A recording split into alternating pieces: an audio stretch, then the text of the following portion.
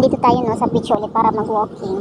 Ayan, medyo kaunti yung tao ngayon tapos wala din mga naglaro dito sa gitna no. Kaya yung mga nandito ay mga nagja-jogging lang na grupo. Tapos yung iba ay paisa-isa lang din no. Ayan.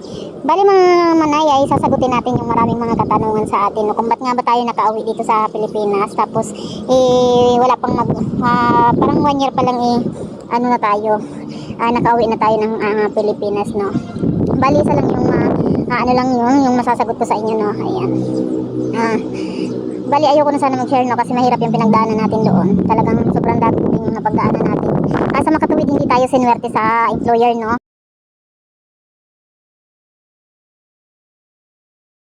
Para tayo makahanap ng maayos na employer pero talagang hindi pa pinagkaloob sa atin. Siguro may ibang plano yung ating Panginoon para sa akin no. Kaya yun yung nangyari sa akin. Bali hindi ako nagsisi na nakarating ako ng Saudi Arabia no. Ayan sa mga hindi nakakaalam no.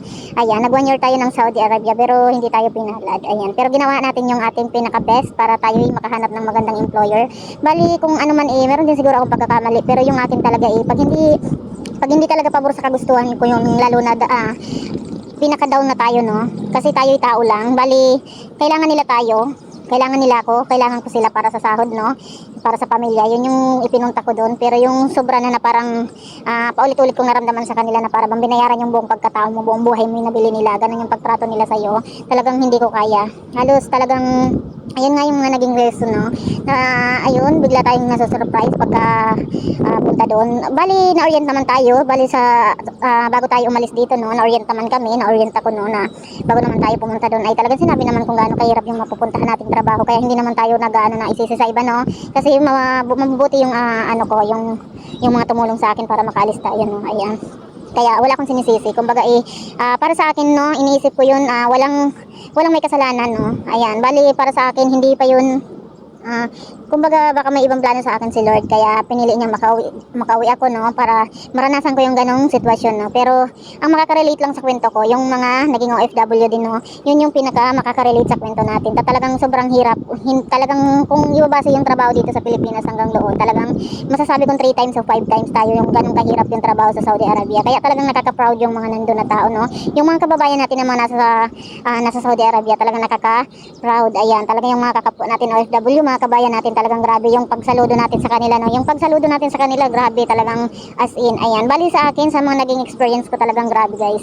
Kung may detalye ko lang lahat, hindi pwede lang kasi yung mga oras na yun tsaka pinakabawal doon ng cellphone guys.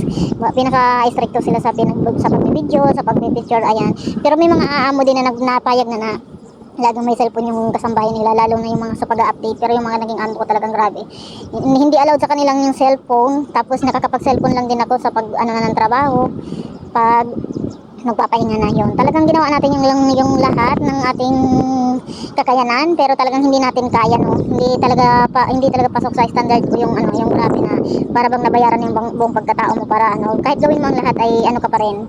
Hindi pa rin sapat para sa kanila yun. Tapos yun ngayon, sabi ko ay siguro kaya ako nakauwi na dahil kaloob na rin sa akin ng Panginoon na makauwi ako no, na makauwi ng safe. Napakabuti ng Panginoon sa akin dahil sa dami ng pinagdaanan ko sa Saudi Arabia ay talagang hindi niya ako pinabayaan. May mga tumulong sa akin, salamat. Ayan, sa mga tumulong na tao sa akin sa dami ng pinagdaanan ko. Diyos lang yung nakakaalam kung ano yung mga pinagdaanan ko doon sa Saudi Arabia. Ayan, bali hindi ko man maisa-share yung mga detalye kung ano yung mga pinagdaanan ko doon pero alam ng Diyos kung gaano yung tapang na hinarap ko talaga sa Saudi Arabia. Tapos bago makauwi, salamat sa Diyos dahil nakauwi ako, madaming sakripisyo bago makauwi. Kung gaano kahirap yung proseso na makaalis ka, ganun din sobrang kahirap bago makabalik ng Pilipinas. Yun yung naranasan ko at yun yung masasabi ko. Kaya sa mga nagtatangka din umuwi, napakahirap talaga ang proseso lalo na hindi mo tapos yung kontrata no. Tapos base sa mga pinagdaanan ko talagang grabing hirap, nasa akin na lang yun no. Pero salamat pa rin sa Diyos dahil nakauwi tayo ng ligtas. Ayan, nakauwi tayo ng safe no.